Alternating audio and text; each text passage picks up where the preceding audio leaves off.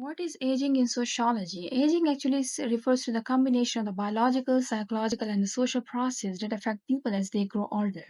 So there are three aspects of the aging. That is biological aspect. Biological aspect refers to the mobility changes due to a decline in physical strength or loss of the sensory functions like vision, hearing, or ability to taste, and also the accumulation of the wide variety of molecular and cellular damage over time.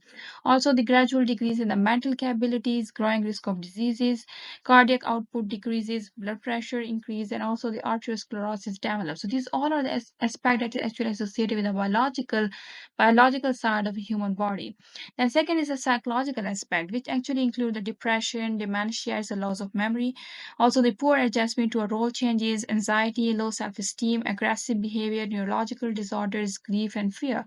This is actually associated with the psychological side of aging. And third is the social aspect, which refers to the isolation, means that decline in the social network, loss of autonomy, engage in fewer social activities, and also have fewer social ties, means that they prefer loneliness. So these are the three aspects of the aging in sociology.